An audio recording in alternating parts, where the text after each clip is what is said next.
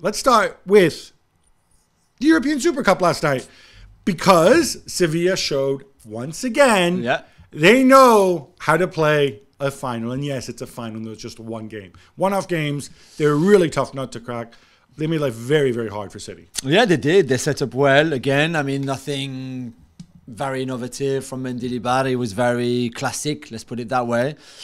But they're hard to play against because they are so well drilled, and they scored a really good goal. That was maybe a little bit too easy in every way. The way they moved the ball, to the way the cross was allowed, to the way the header was allowed. Gvardiol and Ake and Akanji, to be fair, at fault on that. And then City came back, and then it was the penalties. But yeah, I thought Sevilla showed really good things. And for City, it's still a little bit, I don't know. I thought they would be slow.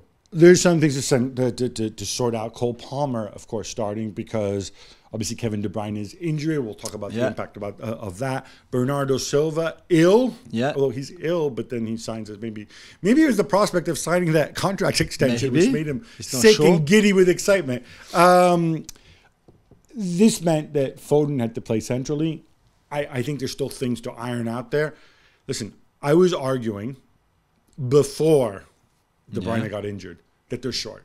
Yeah. Because in the front four, you have 6, let's say, high-quality players who can fill that in, who can play in that in those front 4 roles, right? And the guys off the bench are effectively Foden and Julien Alvarez. Yeah. Alvarez was on the bench last night as a half, which is why Palmer started. You're cutting it way too fine over the course of a long season. Yeah. Looks like they got the message. They've been linked with not 1 but 2 players quite strongly. Yeah. One, Lucas Paqueta. The other one, Dani Olmo. And Jeremy Doku as well.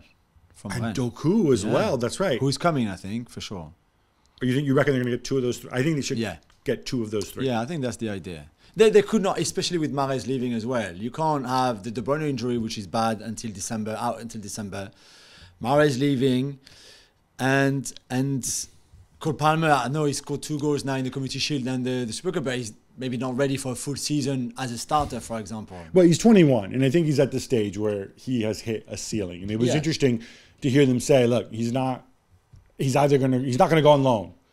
He's either going to stay or we're going to sell him. So the idea is you either stay so that you can be a backup, or we're going to get some money back for you so we can fund these 2. Who would you pick between? So I think Doku is pretty much done, but between Paqueta and Dani Olmo, I mean, 2 different profiles. I think I would go 100% for Paqueta. Again, always dependent on price. But if price is not a consideration, obviously because it's fashionable to quote 9 figures for everything. Yeah. 100 million for Dani Olmo, 100 million for Lucas Paqueta, right? Upshot is I think Lucas Paqueta can do, if your concern is attacking midfield creativity, De Bruyne, Bernardo Silva, Foden can play that position and play it differently.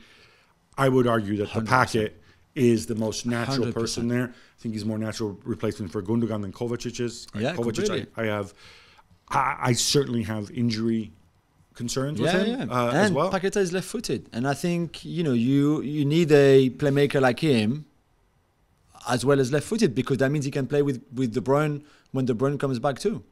And the question is, how far do you push the boat out on him?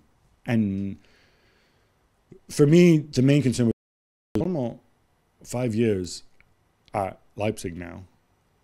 I don't think he's done it with any continuity. We've only seen glimpses. Yeah, so and I don't 3 goals against Bayern in the German Super Cup. But he also hasn't played very much. He's had injuries. He's in. He's out. There's no consistency there. I don't think Pep needs a project right now. Paqueta, the packet also has been in the Premier League. He knows the Premier League. Yeah.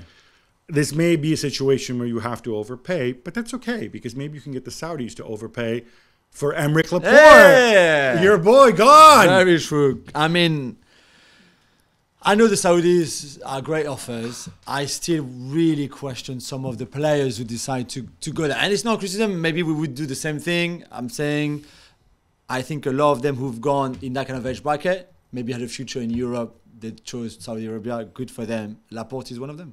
Yeah, and when the next Gab and Joe show comes to you on the Saudi Sports Channel, you'll know why. We're going to get into this a lot more on the Gab and Joe's podcast. Well, thank you very much for watching ESPN on YouTube. For more sports highlights and analysis, be sure to download the ESPN app. And for live streaming, premium content, and let's not forget as well, ESPN FC 7 days a week. Subscribe to ESPN Plus.